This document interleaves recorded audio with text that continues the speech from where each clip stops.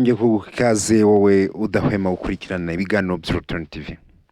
Kuri ubu ngubu ni ikiganiro ni inkuru y'incamugongo ikomeje gucicikana mu ku mbuga nkoranyambaga no ku binyamakuru bigiye bitandukanye bya hano mu Rwanda. Ni inkuru y'incamugongo kuko igaragaza ko ya mvugo ivuga ko umuntu ari we nyamaswa mbi ibaho iruta izindi nyamaswa.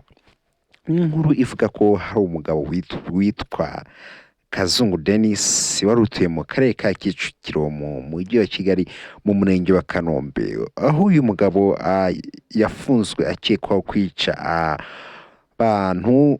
Kuri ubu ngubu rero biravuga ko bamaze gutaburura abantu bagera kuri 12 yari amaze kwica, akagenda abashyingura mu gikoni ciwe aho yari akodesheje. Ni inkuru yababaje abantu benshi cyane, nanjye ndimo ndetse n'abandi bantu bagiye batandukanye. Uyu mugabo bivuga ko yari atuye muri iyo nzu, yari amaze ngo igihe ngo atishyura, baza kumufata bagiye kumufunga. Muri iryo fungwa akaba aribwo hanamenyekanye ko uwo mugabo yishe abo bantu. Ngo mu bantu bamaze kubona amaze kwica uwo mugabo, bivuga ko harimo abakobwa, abenshi ni abakobwa gusa usibye cyangwa se abagore, ko babonyemo n'umugabo umwe. Bikavuga ko uwo mugabo umwe ubwo yamwishe kugira ngo ajye agendera ku byangombwa bye, dore ko yajyaga ngo ahindurana amazina mu buryo budasobanutse. Umuvugizi wa RIB Dr Murangira Thierry, ikiganiro yagiranye na RBA kuri uyu wa gatandatu Nzeri 2023, yavuze ko uyu mugabo yiyemerera ko yishe abantu. Avuga ko abo bantu yajyaga mu kabari ngo ubundi akabareba, ubundi akabatahana nk'abagiye kugira ibyo bakora, ubundi yabageza mu rugo akabasambanya, yamara kubasambanya akabiba, yamara kubiba ubundi akabica, akajya kubataba mu gikoni.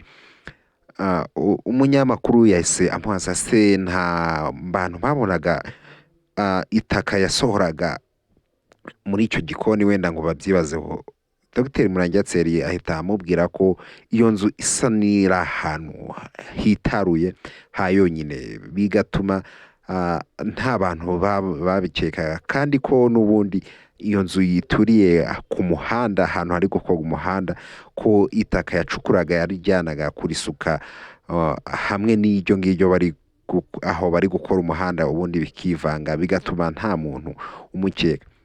Yakomeje avuga ko uwo mugabo yagendaga akajya mu kabari, ngo uko asobanura uwo mugabo, ngo yajyaga mu kabari akajya kureba abakobwa, ngo akareba nk'abantu batagira gikurikirana, ubundi akaba ari bo atahana, ubundi akabica. Ibyo ngibyo nibyo bakiri gukoraho, bakomeje gukoraho iperereza kureba ukuntu abo bantu yabajyanaga. Iyi ni inkuru yababaje abantu benshi cyane. Abaturanyi be bavuga ko batangiye kumva umunuko kuva ku wa kabiri, ubundi bagatangira gukeka ko hari ikintu cyabaye kitagenda neza, batangira kugira icikango. Umuntu wavuze ngo umuntu niyo nyamaswa mbi cyane, yabirebye.